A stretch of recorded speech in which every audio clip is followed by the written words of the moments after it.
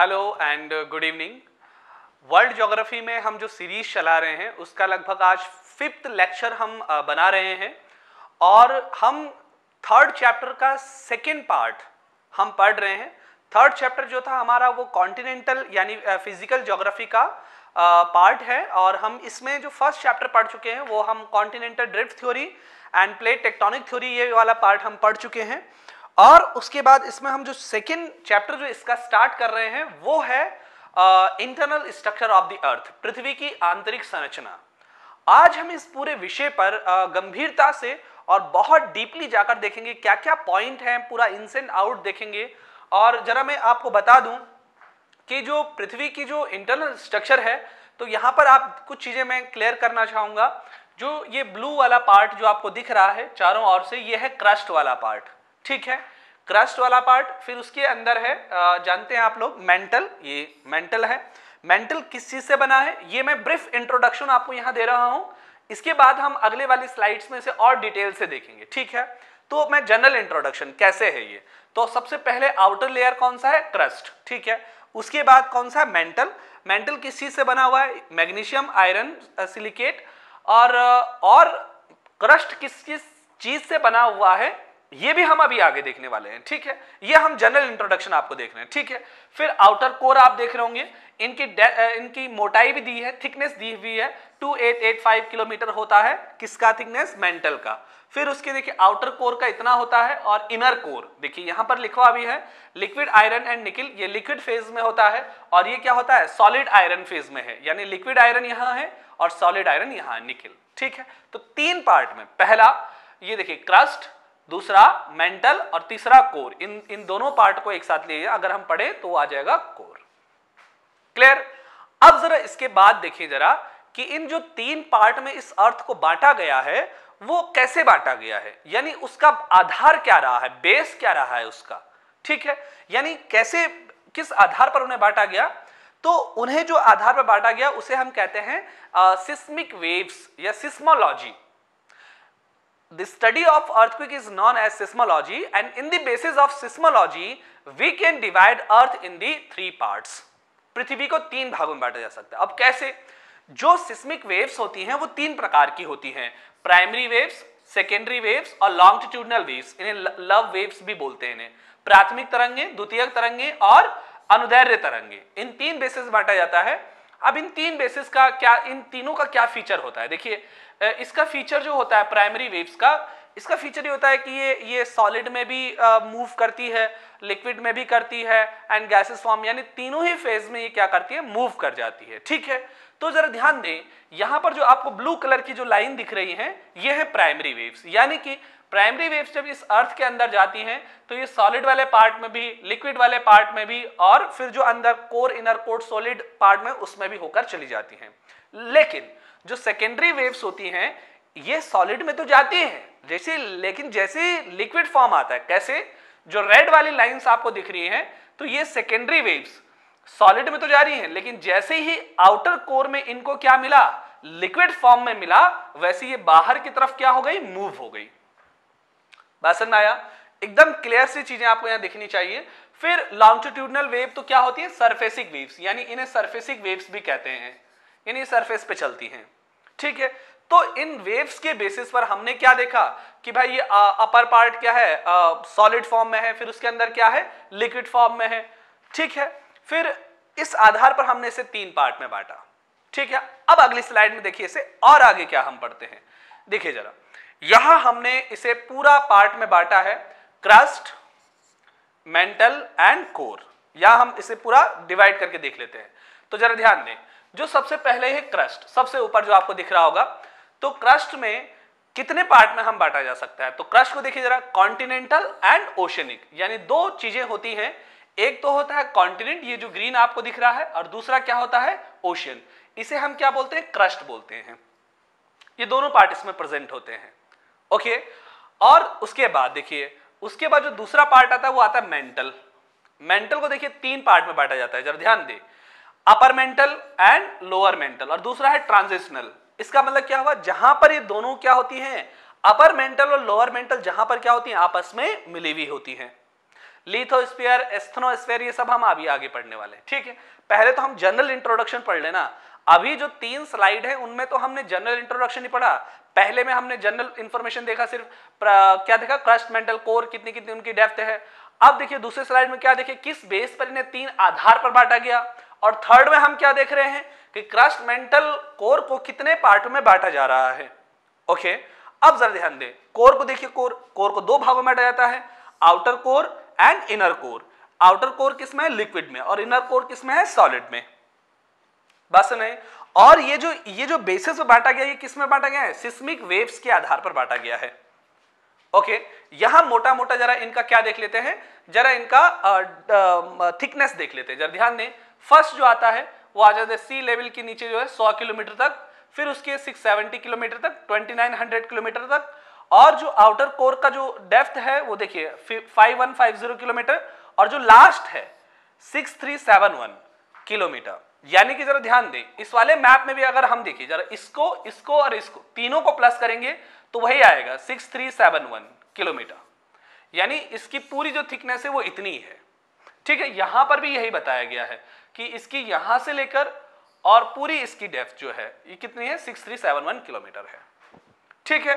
तो हमने पहले देखिए जरा कितने लेयर्ड है, क्रस्ट, मेंटल, कोर, इन सबको देख लिया।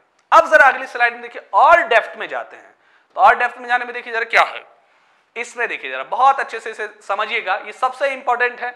इसका स्क्रीनशॉट लेना ना भूलिएगा आप लोग, क्योंकि इसमें हम पूरा लगभग कवर करने वाले हैं सारा पार्ट, ठीक है। तो जरा ध्यान दें, सबसे ऊपर है क्रस्ट, देख रहे होंगे आप यहां, ये क्रस्ट देखिए, ये जो कलर है ये वाला पार्ट, तो ये क्रस्ट है, ठीक है। क्रस्ट में 2 चीजें होती हैं, एक होता है ओशियन और दूसरा होता है दूसरा क्या होता है, कॉन्टिनेंट। 2 पार्ट होंगी, ठीक है। एक होगा ओशियन और दूसरे होंगे कॉन्टिनेंट। एटमॉस्फेयर फिर उसके ऊपर होगा, ये देखिए कॉन्टिनेंट के ऊपर ही तो एटमॉस्फेयर होगा, ये वाला पार्ट, ठीक है। अब जरा ध्यान दें, क्रस्ट, उसके नीचे देखिए, क्रस्ट के नीचे जो ये वाला कलर है, इसके नीचे देखिए ये होगा लिथोस्फीयर, ठीक है। Rigid crust and upper mantle, यानी इस दोनों को मिलाकर क्या बनता है, लिथोस्फीयर, ठीक है। अब इसकी जरा आप अगर डेप्थ देखेंगे कितना किलोमीटर तक ही होगा, तो जरा ध्यान दें 100 किलोमीटर तक, ठीक हो गया, 100 किलोमीटर तक लिथोस्फीयर है। लिथोस्फीयर में क्या है, क्रस्ट, क्रस्ट का कौन सा, रिजिड क्रस्ट, यानी क्रस्ट का निचला वाला भाग, और अपर मेंटल, ठीक हो गया। फिर उसके नीचे जो देखेंगे, ये जो ब्लू वाला येलो वाला जो पार्ट है, ये वाला, इसमें देखिए इसे कहते हैं एस्थेनोस्फीयर। अब जरा इसमें देखिए इसमें क्या आएगा, ठीक है। ये देखिए पहले इसका देखिए डेप्थ कहां तक होगा, तो ये वाला पॉइंट पे जो डेप्थ दिया है, ये दिया है 700 किलोमीटर तक, ठीक है। तो पहले लिथोस्फीयर, एस्थेनोस्फीयर, ठीक है।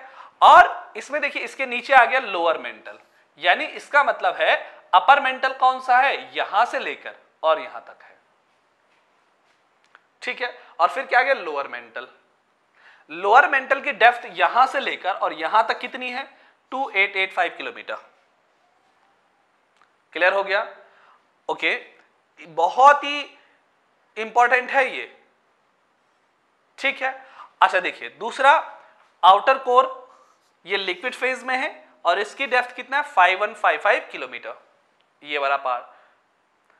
अच्छा, डिसकंटिन्यूटी को हम आगे पढ़ेंगे, जो एक दूसरे को डिवाइड करते हैं, ये मत सोचिए छोड़ दिया है, वो अभी आगे देखने वाले हैं, ठीक है।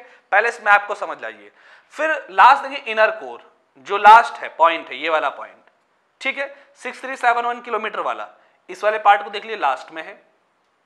लेम एंड डिसकंटिन्यूटी, डिसकंटिन्यूटी का हम अभी देख ही नहीं रहे हैं, ठीक है ना, सबसे पहले इसे समझ जाइए आप लोग, ठीक है। तो पहला देखिए क्रस्ट सबसे इंपॉर्टेंट पार्ट रहेगा, thickness varies from the 3 to 5 miles, यानी 8 kilometre. Under the ocean it as much as 25 miles, is a very important, 32 kilometre या 35 किलोमीटर तक भी उसे कहा जाता है। Under the continents consists mostly of the organic and the क्या रहेगा, मैफिक सिलिकेटस रॉक्स रहेंगी, ठीक है, ये इंपॉर्टेंट रहेगा। मेंटल, अब देखिए मेंटल कैसे रहे, consists mostly of the ultramafic silicosis, यानी ये भी बहुत इंपॉर्टेंट है कि वो कैसा रहेगा, एक चिपचिपा फेज में रहेगा एकदम, ठीक है। फिर लिक्विड फेज में रहेगा कौन सा, outer core, it is very important. और इस यहां से लेकर और यहां तक की जो पूरी डेप्थ होगी, इसकी कितनी होगी 6371 किलोमीटर होगी। क्लियर? ये वाला मैप सबसे इंपॉर्टेंट होगा। अब जरा आगे वाले में देखेंगे कि कहां कौन सी डिसकंटिन्यूटी आ रही है। जरा सब लोग ध्यान दें, देखिए कहां पर कौन कौन सा डिवाइड कर रहा है, तो जरा ध्यान दें, इसके बारे में आप कंप्लीट इंफॉर्मेशन सुनिए, ठीक है। जो सिस्मिक वेव्स होते हैं उनके बेसिस पर अर्थ को इंटरनल स्ट्रक्चर 3 पार्ट में बांटा जाता है, क्रस्ट या इसे भूपर्पटी कहते हैं हिंदी में, मेंटल और कोर कहते हैं, ठीक है। अब जरा ध्यान दें, क्रस्ट को भी 2 पार्ट में बांटा जाता है, अपर क्रस्ट और लोअर क्रस्ट। अपर क्रस्ट और लोअर क्रस्ट को जो डिवाइड करता है उसे कहते हैं कॉनराड डिसकंटिन्यूटी। क्या बोलते हैं? कॉनराड डिसकंटिन्यूटी, ठीक है। अपर क्रस्ट को लोअर क्रस्ट है। अच्छा, डिसकंटिन्यूटी किसे बोलते हैं? It is a very important point. तो देखिए यहां पर लिखा हुआ है डिसकंटिन्यूटी किसे कहते हैं? पृथ्वी की परतों के मध्य पाए जाने वाला एक ऐसा संक्रमण क्षेत्र जहां पर 2 परतें क्या होती हैं, एक दूसरे से मिलती हैं। यानी जो 2 डिफरेंट लेयर हैं, जिस पार्ट में वो मिलती है, मान लीजिए जो मेरे हाथों के बीच का जो पार्ट है उसे क्या बोलते हैं? डिसकंटिन्यूटी, असंबद्धता, ठीक है। तो जैसे हमने पहला क्या पढ़ लिया, अपर क्रस्ट लोअर क्रस्ट को कौन सेपरेट करता है? कॉनराड। दूसरा देखेंगे क्रस्ट और मेंटल को कौन सेपरेट करता है? मोह discontinuity. It is very important. अच्छा देखिए, मेंटल को भी 2 पार्ट में बांटते हैं, अपर मेंटल और लोअर मेंटल। इन्हें कौन अलग करता है? रैप्टी डिसकंटिन्यूटी। सारी डिसकंटिन्यूटी है, इट इज वेरी इंपॉर्टेंट। फिर देखिए मेंटल और कोर को कौन सेपरेट करता है? मेंटल और कोर को सेपरेट करता है गुटेनबर्ग डिसकंटिन्यूटी, ठीक है। फिर कोर को भी 2 पार्ट में बांटा जाता है, अपर कोर एंड इनर कोर। तो इन्हें कौन सेपरेट करता है? Lehman discontinuity. क्लियर? अब जरा इनके बारे में स्टडी कर दें, क्रस्ट के बारे में, मेंटल के बारे में और कोर के बारे में। इनके बारे में डिटेल अब पढ़ते हैं। अब सबसे इंपॉर्टेंट होगा इनके बारे में जो ब्रीफ इंफॉर्मेशन है वो मैं यहां दे रहा हूं, जरा ध्यान दें। पहले क्रस्ट के बारे में पढ़ें। यह पृथ्वी की सबसे अपर और सबसे क्या होती है, एक क्या थिन लेयर है, पतली परत है। इसकी जो एवरेज मोटाई जो होती है, औसत जो मोटाई होती है वो होती है 33 kilometre. And in the ocean, यानी कि जो महासागरीय क्रस्ट है, ओशियन में जो इसकी थिकनेस होगी उसकी एवरेज थिकनेस कितनी होती है? 5 किलोमीटर, ठीक है। जरा ध्यान दें, हमने कहा था क्रस्ट को 2 पार्ट में बांटते हैं, ओशन एंड कॉन्टिनेंट। ओशन में भी भाई समंदर में पानी भरा हुआ है ना, तो पानी के नीचे भी तो क्रस्ट है ना, वहां इसकी जो थिकनेस है ना, उसका जो एवरेज मोटाई है वो होगा 5 किलोमीटर। जबकि कॉन्टिनेंट में बहुत ऊंचे ऊंचे पर्वत भी हैं, अब उसकी मोटाई क्या हो रही, थिकनेस क्या हो रही, बढ़ रही है। देन वहां पर क्या होगी? 33 किलोमीटर होगी औसत एवरेज मोटाई, ठीक है। अब जरा ध्यान दें, जो सिस्मिक वेव्स हैं उसके बेस पर इसको क्या कितने पार्ट में बांटा जाता है? 2 पार्ट में। सिस्मिक वेव्स के आधार पर से 2 पार्ट में बांटा जाता है, अपर क्रस्ट और inner crust. It is very important. Upper crust देखिए, अपर क्रस्ट जो होता है ये मेनली किससे होती है? ग्रेनाइट रॉक से फॉर्म्ड होती है। यहां पर लिखा हुआ है ग्रेनाइट चट्टानें पाई जाती हैं जिसके द्वारा महाद्वीपों का निर्माण होता है।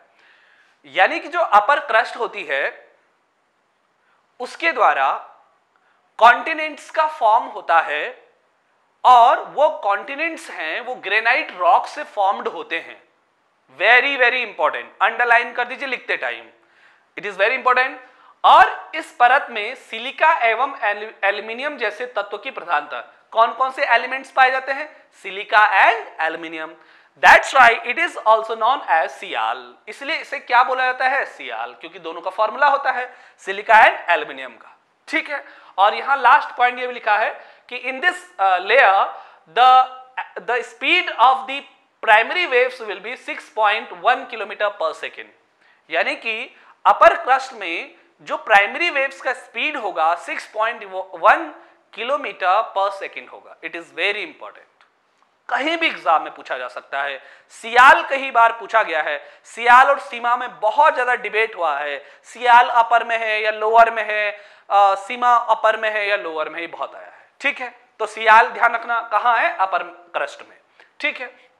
अब देखें जरा इनर क्रस्ट के बारे में देखें। इनर क्रस्ट क्या होती है? ये ओशनिक वाली हैं। हमने कहा था ना कि क्रस्ट को 2 पार्ट में बांटते हैं, अपर क्रस्ट लोअर क्रस्ट। तो अपर क्रस्ट में कॉन्टिनेंट वाला, जिसका रॉक्स किससे बना होता है? ग्रेनाइट से बना होता है, सारी की सारी ग्रेनाइट रॉक से सारा का सारा लैंड बना है। ओशन के नीचे जो क्रस्ट है उसे जिसे लोअर क्रस्ट हम कहते हैं या इनर क्रस्ट कहते हैं, उसका फॉर्मेशन किसके द्वारा होता है? तो ध्यान दें, उसका फॉर्मेशन होता है बेसाल्ट रॉक से, बेसाल्टिक रॉक से उसका फॉर्मेशन होता है और उसमें क्या पाया जाता है, silica and magnesium. That's why it is also known as sima. क्या बोलते हैं इसे, SIMA, सीमा बोलते हैं। और दूसरे को क्या बोलते हैं, सियाल, SIAL। It is very important these 2 point. और इन दिस समंदर के नीचे जो क्रस्ट है उसमें प्राइमरी वेव्स का जो स्पीड होता है वो होता है 6.9 किलोमीटर पर सेकेंड। अंडरलाइन करके लिख लीजिए इसे, 6.9 पर किलोमीटर पर सेकेंड। ठीक हो गया। क्रस्ट ठीक है, ये तो हमने पढ़ ही लिया कि अपर क्रस्ट को लोअर क्रस्ट से कौन सेपरेट करता है, कॉनराड सेपरेट करता है। ठीक है, अब जरा हम ये पढ़ें कि जो क्रस्ट है जिस पे हम अभी खड़े हैं उस क्रस्ट में कौन कौन से अदर और एलिमेंट्स पाए जाते हैं, कौन कौन से तत्व पाए जाते हैं, सर्वाधिक मात्रा में कौन सा तत्व पाया जाता है, वेरी इंपॉर्टेंट। तो जरा ध्यान दें, यहां पर दिया हुआ है क्रस्ट में कौन कौन से, ऑक्सीजन, सबसे ज्यादा ऑक्सीजन। ये जो मिट्टी दिख रहा है ना, सब क्रस्ट ही तो है ना, और मिट्टी में भाई ऑक्सीजन तो होता ही है ना। तो जरा सब लोग ध्यान दें, ऑक्सीजन पाया जाता है 46.60%, सबसे ज्यादा ऑक्सीजन पाया जाता है। फिर सिलिका पाया जाता है 27%, एल्युमिनियम पाया जाता है 8%, आयरन पाया जाता है 5%, कैल्शियम पाया जाता है 3%, sodium 2%, potassium 2%, magnesium 2%। Clear, very very important. Crust का पूरा चैप्टर हम पढ़ रहे हैं, एक एक पॉइंट पढ़ रहे हैं। अपर क्रस्ट पढ़ दिया, लोअर क्रस्ट पढ़ दिया। अपर क्रस्ट कॉन्टिनेंट्स ग्रेनाइट रॉक से फॉर्म्ड है, लोअर क्रस्ट जो समंदर के नीचे जो क्रस्ट है वो बेसाल्ट रॉक से बना है। ऊपर वाले को बोलते हैं सियाल, नीचे वाले को कहते हैं सीमा। वहां पर प्राइमरी वेव्स का जो स्पीड होता है वो होता है 6.1 किलोमीटर पर सेकेंड और नीचे होता है 6.9 किलोमीटर पर सेकेंड। वेरी इंपॉर्टेंट, बात समझ में आया। अब जरा इसके बाद देखें मेंटल, मेंटल में आ जाए जरा। मेंटल में देखें जरा मेंटल का डेप्थ होता है 2900 किलोमीटर तक इसका डेप्थ होता है। और कौन इसको सेपरेट करता है, आप जानते हैं क्रस्ट को मेंटल से कौन सेपरेट करता है, मोह डिस्कंटिन्यूटी। ये हम पहले देख चुके हैं। अर्थ का जितना भी आयतन है, ठीक है, जिसका वॉल्यूम है, सर्वाधिक 83% जो इसका पूरा का पूरा है वो 83% क्या है, जो इसका पूरा का पूरा क्या है, मास जो है वो लगभग 68% भाग मेंटल में विद्यमान है। आप समझ सकते हैं इसका पूरा का पूरा पार्ट जो है मेंटल में प्रेजेंट है, सबसे बड़ा पार्ट इसको माना जाता है। और जो इसका एवरेज डेंसिटी है, जरा ध्यान दें, पॉइंट भी नोटेड हियर, मेंटल का जो एवरेज डेंसिटी है वो है 3.5 से लेकर 5.5 तक। जरा ध्यान दें, एवरेज डेंसिटी ऑफ मेंटल 3.5 से लेकर 5.5 तक, पॉइंट भी नोटेड, एवरेज डेंसिटी पूछ रहा है वो। और यहां पर प्राइमरी जो वेव्स होती हैं जो उनकी जब जाती है तो उनकी स्पीड बढ़कर, यानी यहां पर कितनी थी 6.9 किलोमीटर पर सेकेंड, यहां पर कितना हो जाएगा 7.9 किलोमीटर से लेकर 8.1 किलोमीटर पर सेकेंड तक हो जाता है। इसका मतलब क्रस्ट में जो इसका स्पीड सबसे ज्यादा देखा गया है वो है 6.9, मेंटल में इसका स्पीड है 8.1 तक मैक्सिमम। इसका मतलब है क्रस्ट से ज्यादा स्पीड कहां देखा जा रहा है, मेंटल में। इसका मतलब प्राइमरी वेव्स और भी तेजी से नीचे की तरफ जब नीचे जाती है, वो मेंटल में प्रवेश करेगी तो उसकी स्पीड क्या हो जाएगी, बढ़ जाएगी। क्यों बढ़ेगी, क्योंकि उसका एवरेज डेंसिटी क्या है, बढ़ रहा है। अगर ठीक है, अगला पॉइंट देखिए जरा, सब लोग ध्यान दें। ठीक है, मेंटल सबसे रिजिड होती है, घनत्व वाली होती है, बहुत ज्यादा मोटी होती है और इसमें मैग्नीशियम और आयरन पाया जाता है। जरा ध्यान रखेंगे, मेंटल में क्या पाया जाता है, मैग्नीशियम और आयरन। जो अपर मेंटल होता है उसके अपर पार्ट को, अपर मेंटल के अपर पार्ट को क्या बोलते हैं, एस्थनोस्फेयर बोला जाता है। इट इज वेरी इंपॉर्टेंट, हमने पहले बताया जाता है। और एस्थनोस्फेयर से ही वॉल्केनो क्या होती हैं, ओरिजिनेट होती हैं। Asthenosphere is the main part of resources of magma, main part. Volcano सारा का सारा ओरिजिनेट यहीं से हो रहा होगा। तो मेंटल के किस पार्ट से वॉल्केनो फॉर्म्ड होगा, एस्थनोस्फेयर से, ध्यान रखिएगा। अगेन इट्स वेरी, मेंटल के निचली परत को यानी lower part of the mantle is known as mesosphere, इसे मेसोस्फेयर कहते हैं। ठीक है, इसे भी याद रखेंगे सभी लोग। ठीक है। और मेंटल को अपर मेंटल से कौन करता है, ये हम पहले पढ़ चुके हैं, रेप्टी करता है। ठीक है, ओके, इसे तो हमने देख ही लिया है, पहले देख लिया इसका कैसे है। अब देखें जरा, आ जाए लास्ट पॉइंट पे आ जाए, कोर। कोर, ठीक है, निचले मेंटल तथा अपर मेंटल कोर की तरंगों की गति के आधार पर एक असमता पाई जाती है, जैसे गुटेनबर्ग, ये हम पहले देख चुके हैं। अपर मेंटल को मेंटल को कोर से कौन सेपरेट करना है, ये हमने देख लिया है। अब जरा ध्यान दें, अगला पॉइंट, यह पृथ्वी की सबसे इनर लेयर है, सभी लोग अंडरस्टूड है। एंड इसे क्या कहते हैं, केंद्र मंडल या सेंट्रोस्फेयर भी कहते हैं, यानी कि जो कोर अंदर वाला पार्ट है उसे ये पार्ट कहते हैं। यह मुख्यतः निकेल एंड आयरन से बना होता है, nickel and iron, it is a very important, again nickel and iron, NiFe, nife, that's why it is known as nife, इसलिए इसे क्या बोला जाता है, निफे भी कहा जाता है। कोर का जो large 2900 kilometre to centre point of the earth, जो पृथ्वी क्या है, त्रिज्या है, 6378 किलोमीटर तक फैला हुआ है। और इसका जो टेम्परेचर होता है यहां पर वो कितना, 2700 डिग्री सेल्सियस। बात समझ में आया। कोर का बाहरी भाग तरल, यानी हमने ये बात पहले डिस्कस कर चुके हैं, पहले कहां डिस्कस कर चुके हैं, ये जो बाहरी कोर है ये किस में है, लिक्विड फॉर्म में, और अंदर वाला किस में है, सॉलिड फॉर्म में। इट इज वेरी इंपॉर्टेंट, ये आप ध्यान रखिएगा कि किस में है, इनर पार्ट सॉलिड में है और आउटर पार्ट लिक्विड फॉर्म में है। ठीक है, पी वेव्स की स्पीड के बेसिस पर कोर को ही दो पार्ट में बांटा गया है, outer core and inner core, ये हम पढ़ चुके हैं। कौन इसको सेपरेट करता है एक दूसरे से, लैम डिस्कंटिन्यूटी, ये हम देख चुके हैं।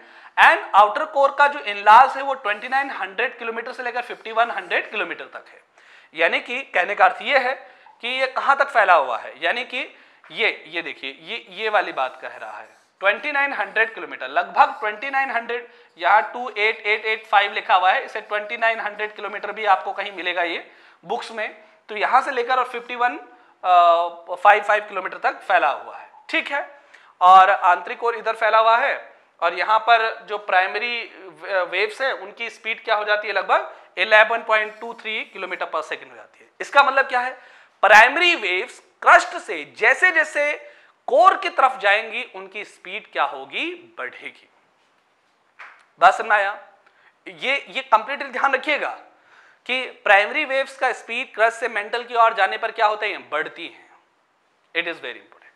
तो ये पूरा क्रस्ट वाला चैप्टर था, जिसमें पूरी इंटरनल स्ट्रक्चर ऑफ द अर्थ था, कौन कौन से पार्ट, कहां पार्ट, जहां पर जो समझना आया हो उसे वीडियो को फिर से पीछे ले जाएं, फिर से देखें उसे, तभी जाके वो आपकी अच्छे समझ में आ सकता है।